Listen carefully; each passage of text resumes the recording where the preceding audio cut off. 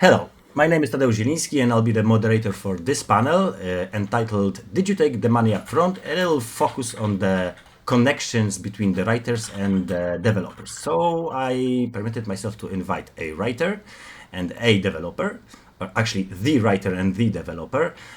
With me here are Michał Gołkowski and Łukasz Hacura from Anchar Studios.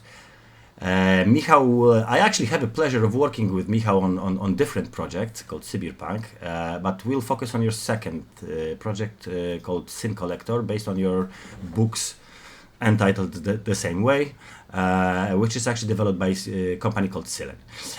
My first question will be the title one. So, did you take the money up front, Michał? No, I did not take the money up front, as this is something that has already been used by at least one Polish writer. And I'm always of the opinion that it's not the best idea to walk the path which has already been trod before.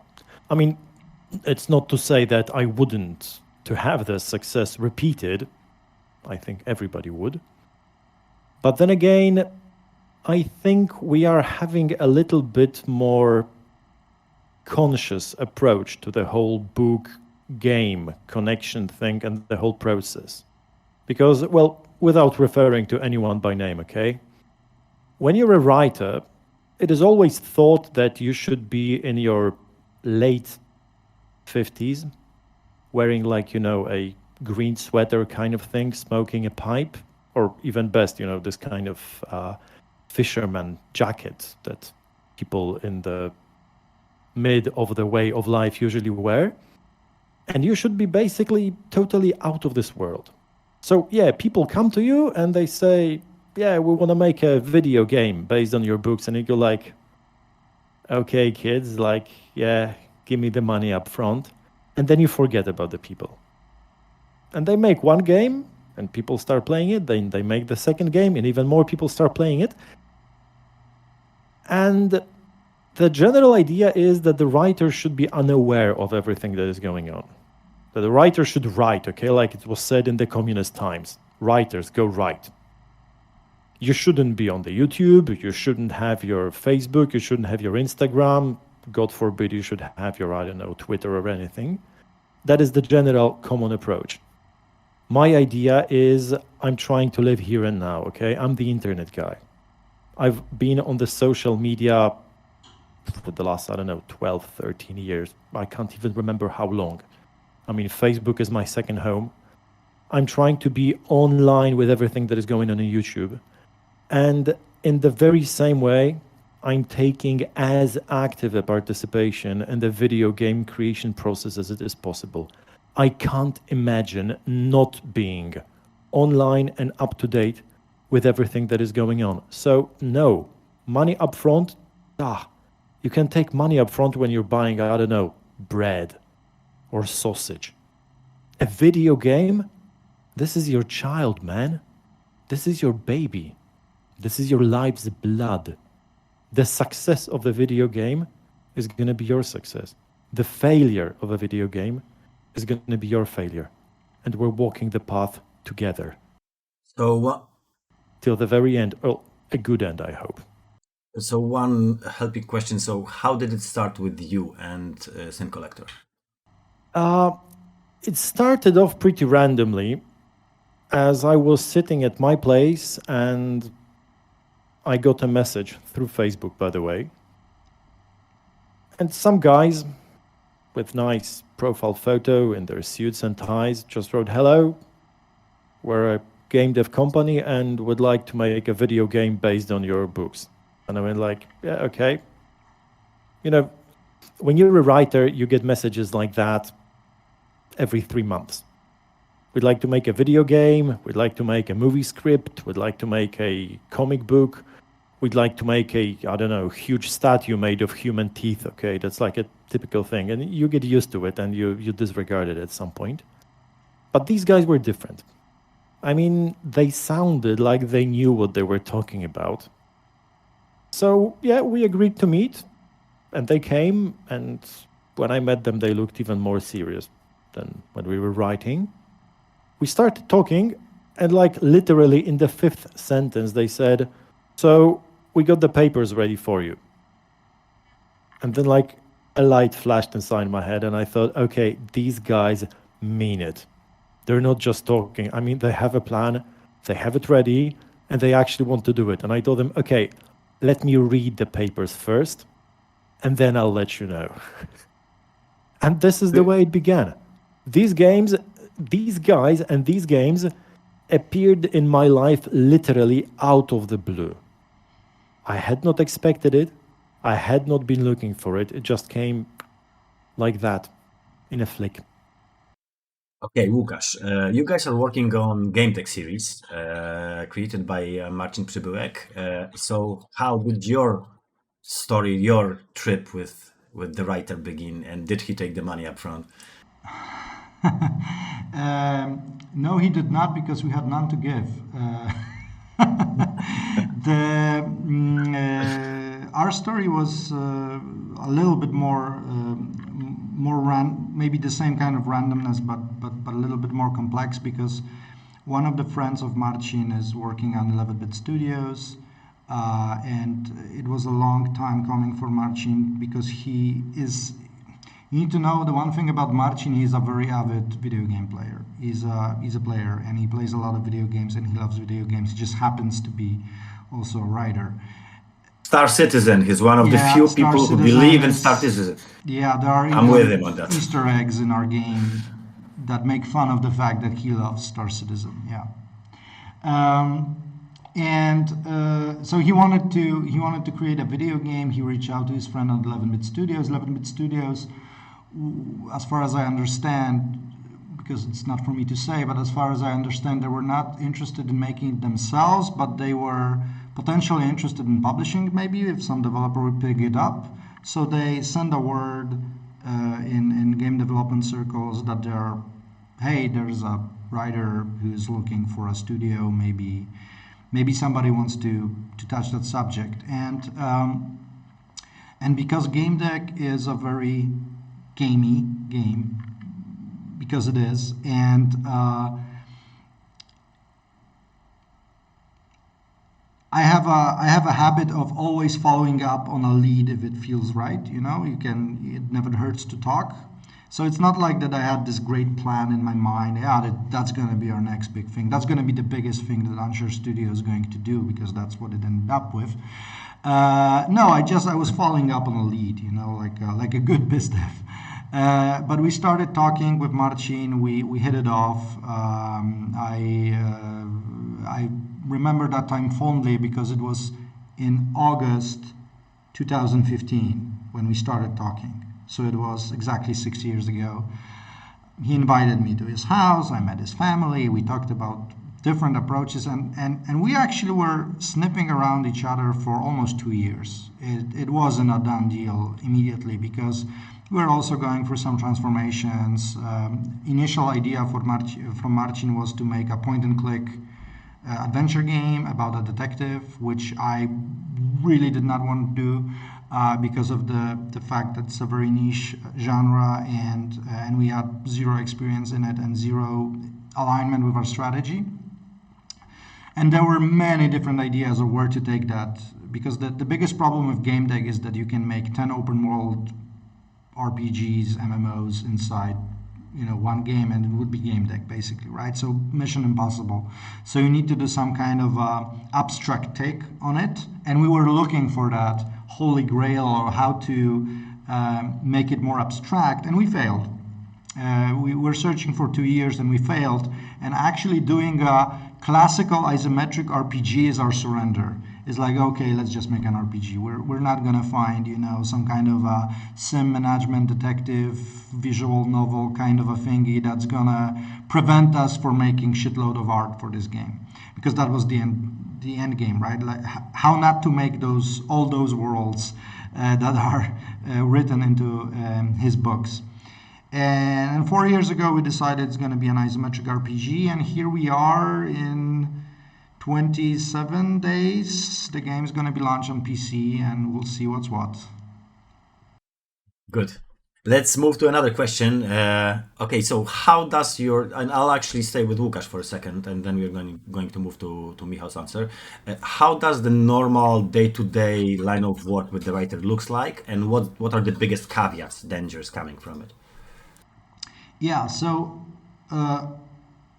that's a difficult question for me to answer because I'm sure that there is more than one way of doing it, and we are a much different company right now than we were 6 years ago or 4 years ago when we started doing this game for real. The Anchor Studios came a long way, and I think the biggest impact on the changes in our pipelines and the way we approach game design and the way we work with writers on an RPG is our cooperation with Fool's Theory and Larian Studios on Divinity Original Sin 2 DLCs, because it's our first RPG as a studio, so we didn't have those pipelines. We thought, there's a designer, he figures out how the game works, he figures out quests, and then there's a writer who fills out the dialogue. Larian actually and Jakub Rokosz and his team from Fool's Theory showed us how big RPGs are made and how the pipeline works. So we actually shifted. So the way we worked 3 years ago differs much from the way we work today, and it differs much from what we have envisioned for the year from now. But right now, Marcin is doing much more than just writing, which actually is not the end game for us. In a year, I think writers are going to do less on our team. The thing is that the way we produce game deck, there are three major things when you're making, from the design perspective, there are three major things when you're doing an RPG. There's the narrative design. So, figure out what's your story, what are your characters, what are your tropes, what's the lore, what's the world, what's like the overall narrative design. Then you have the quest design, which is more granular in-game. Okay, how I'm going to use those characters, what are they going to do in that particular quest, what variables are going to change in the world because of that quest. And then you move into actually writing out those, so writing out the dialogue for those quests. And you can have a writer just on the end pipeline of that, and with modification, working with quest designer, hey, this dialogue doesn't flow well for us, so maybe you can change this structure here and there. So close cooperation with the quest designer, but just filling out it's a hard job, but I'm saying like on the end of the pipeline, right? Whilst at first at Anshar we didn't have that that RPG knowledge. We just had designers, so everybody did a little bit of everything. So Marcin had times, and I'm sure that he does not remember them fondly. There were times where he was nitty gritty inside the RDC draft, creating the structures, doing basically quest design, a little bit of quest design. He was part of the narrative design team at the beginning because he was the lore consultant, right? So he did a lot of things, and we did a lot of things wrong also. So it's a hard question for a so answer. you basically turned your writer into your designer. So that's yeah, the way we used, everybody did, because also our designers, because there's way too much text in game deck, because it's 300,000 words for more or less for game deck. So it was even too much for one writer, and the fact that he did more than just writing, he did the consultancy and he did the initial narrative design with us. So actually everybody wrote a little, and then right now Marcin is doing and crunching. Right now Marcin was... That's the reason he's not here with us. Yeah, he was... his last couple of months was basically doing editing more than writing on a lot of stuff that he did, a lot of stuff that our other narrative designers did, etc. So depending on the stage of the project, he did a lot of things. And I know that it was tough on him. I know it was tough on him because he's an accomplished writer, and suddenly is thrown into a situation where in a lot of those positions, he's not in a position of authority, like, hey, I got this, everything's fine, right? We will come back to that question. we'll come back to that aspect of your answer. Actually, the bending neck and how you have to adjust to that. I'll come back with the same question to Michał. So actually, you are working on a different kind of game, because Game Deck is an RPG, narrative-driven RPG, from what I understand. But you are working on a game which is purely narrative. It's a visual novel. Sin Collector, at least the first one, will be a visual novel. So how that looked for you?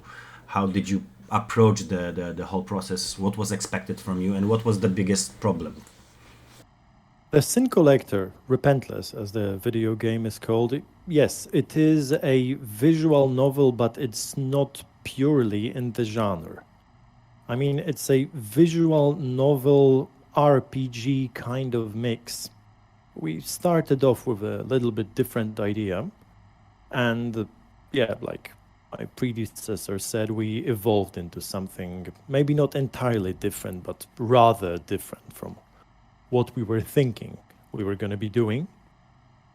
The work is actually quite interesting, because on the one hand, being a writer, you're exactly where you would want to be. So you're sitting and tapping on the keyboard, and the words are coming out and things are coming out of it. And then suddenly someone comes in and says, okay, your sentences are too long. And you're like, what? What do you mean too long? What the hell? I mean, I've been writing for the last 10 years. I've written 20 books. What do you mean my sentences are too long, okay? And they go, yeah, because, they don't fit on the screen because we have a 440 characters limit. And you go like, okay, so what am I supposed to do? And they tell you, rewrite the whole story. Yeah, like try and write things that would fit into chunks of 440 characters. And you're like, okay, 440 characters. And suddenly you start rearranging your whole workshop as a writer. Because you're not free anymore. So that's not a free float. That's not a sandbox that you're doing. Because usually with a book, after all, it's a sandbox, okay? You write something, you start it, you do it, you finish it, you send it off to a publisher. Usually they say, yeah, it's okay, just add this and that and blah, blah, blah, and change this, or I don't know, kill the main character halfway through and pick another one or whatever. And here it's entirely different, because you don't get the chance to finish the thing.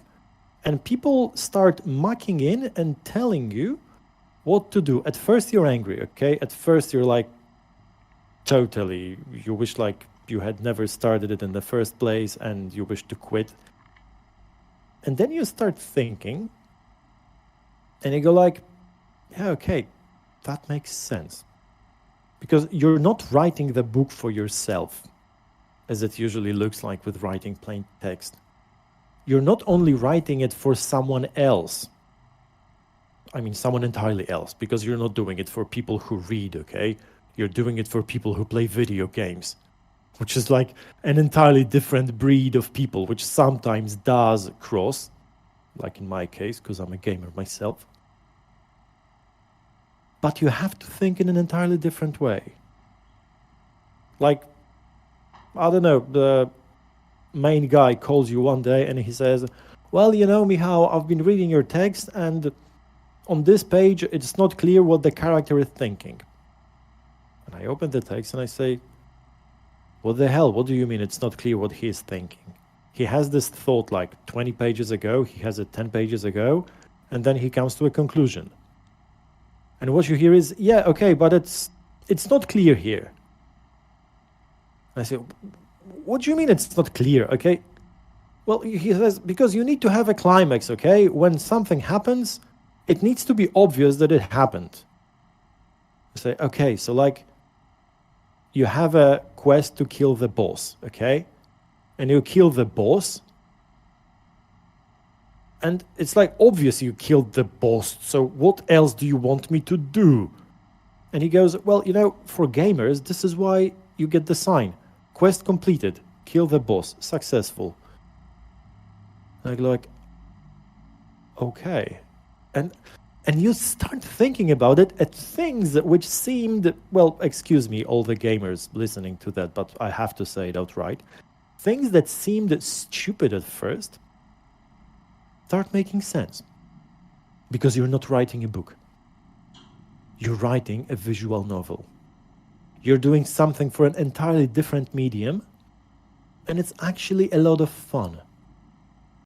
Good that you said that. Good that you said that, because that's my next question.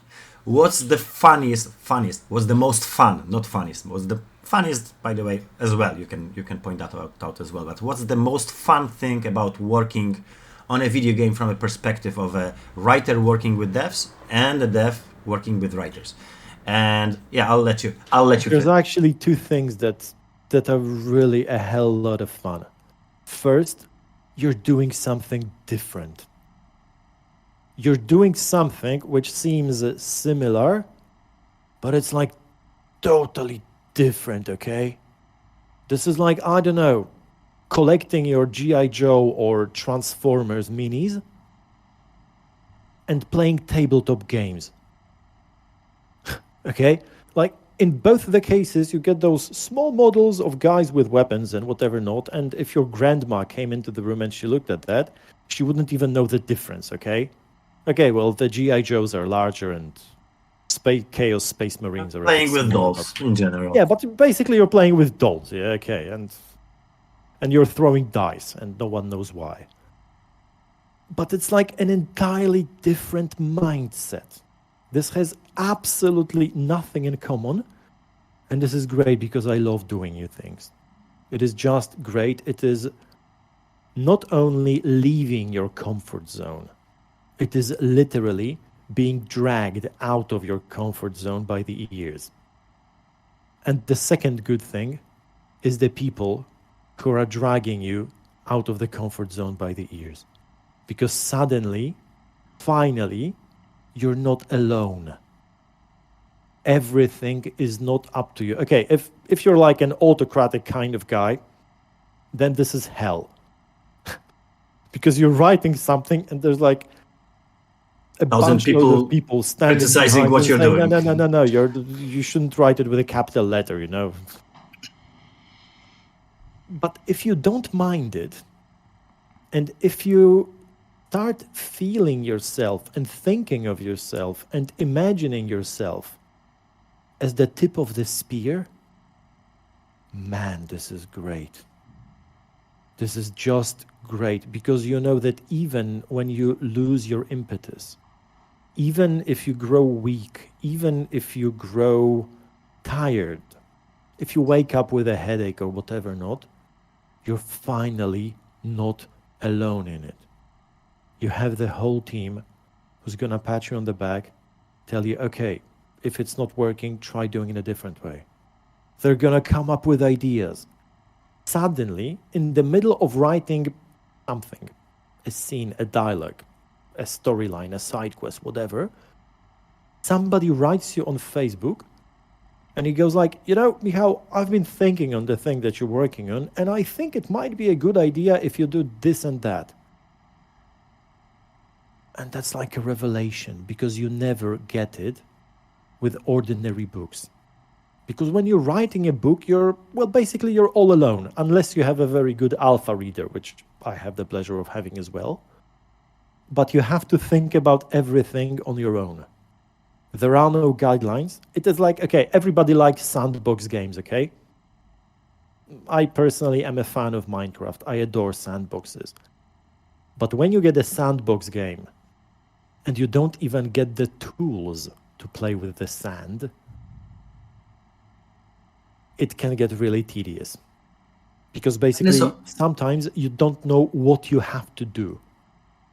And the problem is non-existent when you have a team. And actually, I found out that I very much like working as a part of the team. And I'd like to say hello to my team from here, because guys, girls, you're really great. And without you, it wouldn't have been the same.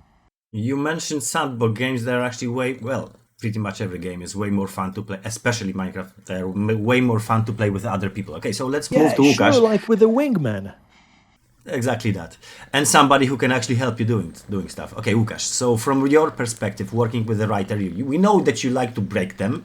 We know that you like to make them into a completely new people with a completely new work, like a new occupation, so to speak. So what are other good things about working with the writer? You know, for me, it was we as a company. It's not the only time that we're working with an IP. But usually when we're working with an IP, the IP, let's say, vision holding is very vague usually, right? There was some kind of a designer on the team. He doesn't work at the company anymore. The IP rights are at the company. Well, it's, I don't know, mostly about something and something. And you try to digest by yourself what does that IP entail for the fans, and you try to deduce what to do, where to move it next, right? When you're working with a writer that's an author of the IP and he lives and breathes the lore that he, in that instance, he created himself, sometimes it's super tedious and funny, but that later. But usually it's just super helpful that we don't need to think up stuff because it's probably there, or if it's not there, because for the purpose of the book you don't need to do everything that you would need to do lore-wise for a video game.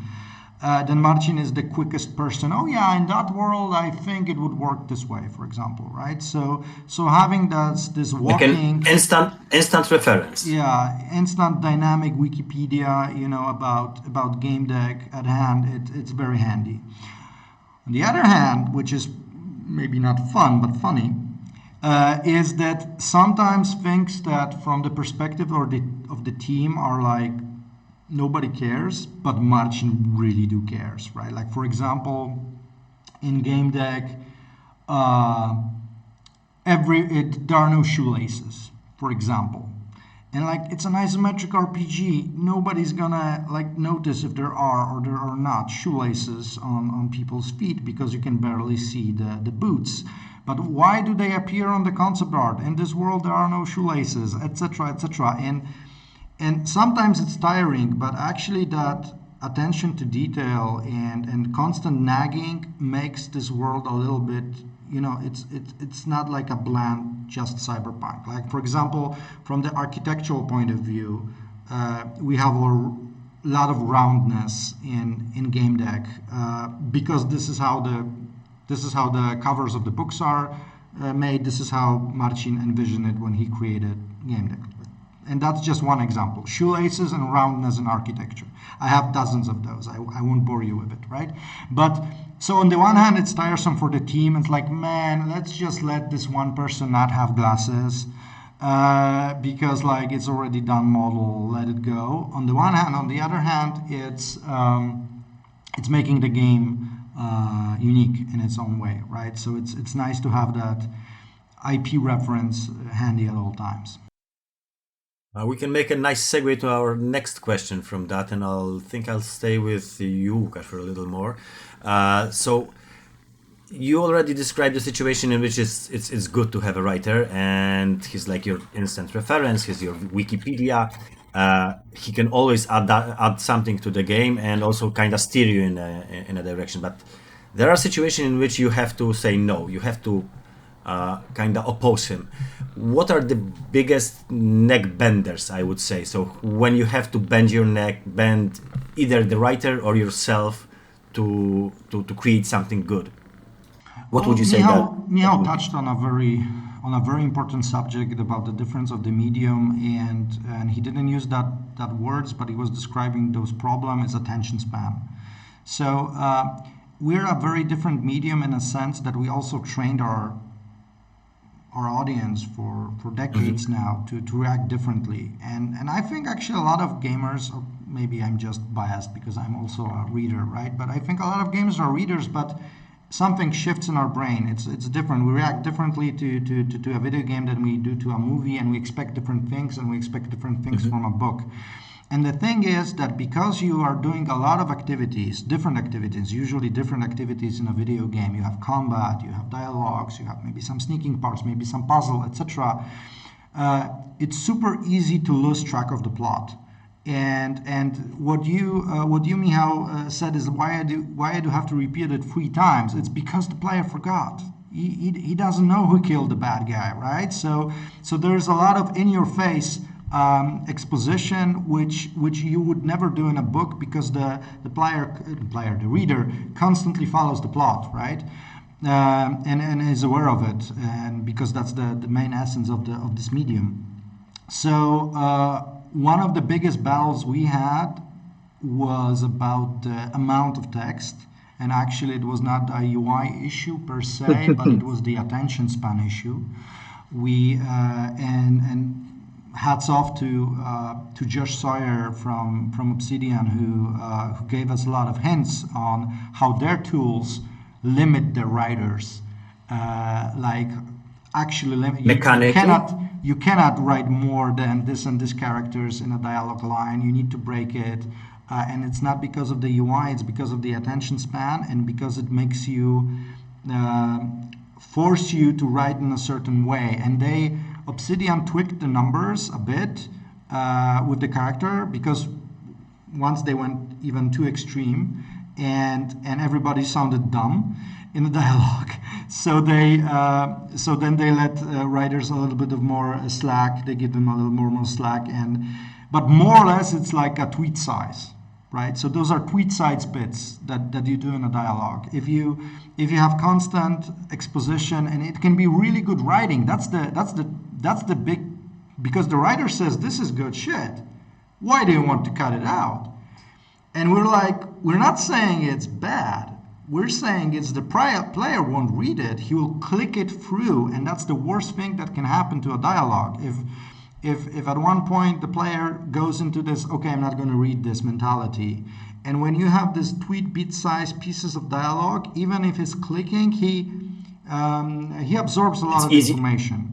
It's easier to digest for people. So I think that was one big problem. And the second big problem that I think that right now is actually, Marcin was learned game dev in that sense, is the non-linearity of our particular video game, where there is a huge emphasis on game dev and on branching.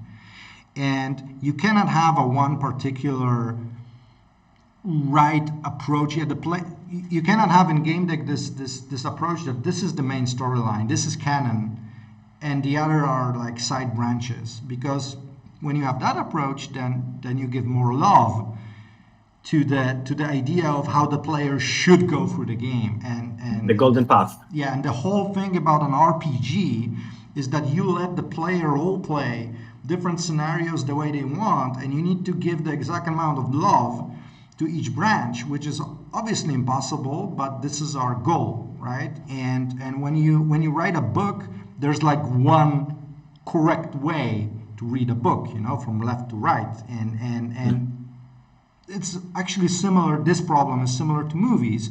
You can show the reader or the viewer the perspective you want to show them. And in a video game, you're not always sure what you're going to show to the player. You're not sure which way he's going to go. So that was the second issue, but I think it was an issue only at first. I think that Marcin got that one, and that's really good. But he still would like to write more, right? I think that in his mind, game deck has the amount of words that Torment has. That would be the ideal scenario. So yeah, it's a constant struggle. The amount of characters. All right, Michał, the same question goes to you. So, what was your biggest problem? When you felt that you have to bend your neck and adjust to this completely new situation, completely new medium in which you are not experienced, at least not as a creator? Frankly, in creating the Sin Collector Repentless, the greatest neckbender was the thing that I have come to enjoy the most ultimately. So it was people coming in and telling me to change stuff, to do stuff differently. Fewer characters, fewer lines, not so many dialogues, but then again, keep it dynamic, but don't overdo it. When you overdo it, just do it from time to time. When you do it from time to time, let us know. If you let us know, don't do it too often, but when you don't do it often enough, then we're going to be in trouble, blah, blah, blah, and things piling up. And yeah, it is tedious when you're trying to fight against it. But when you simply go with the flow, at some point, when you learn that the people you're working with actually know what they're doing, that they're not stupid,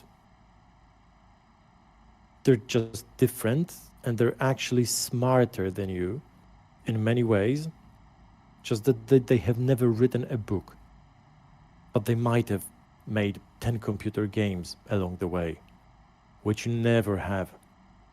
So it is actually humility that is the issue.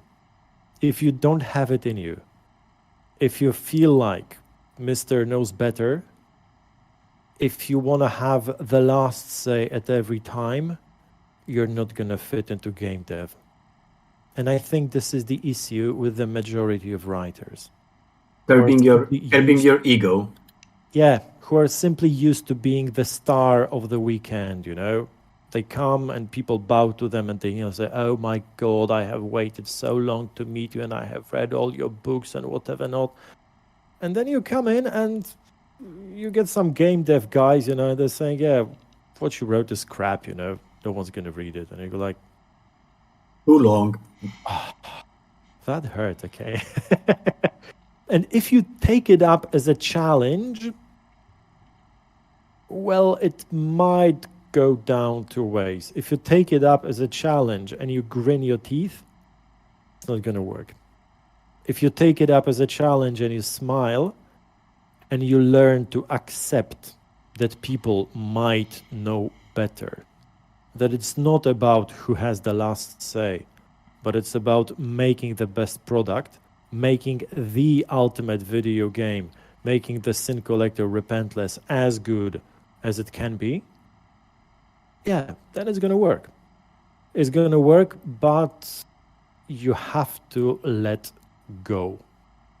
You literally have to go down the light side of the Force, Jedi-ish kind of thing, become selfless and whatever not, which is quite difficult for me because I'm a purist by nature. It's a solo job versus group work. So that's a major difference.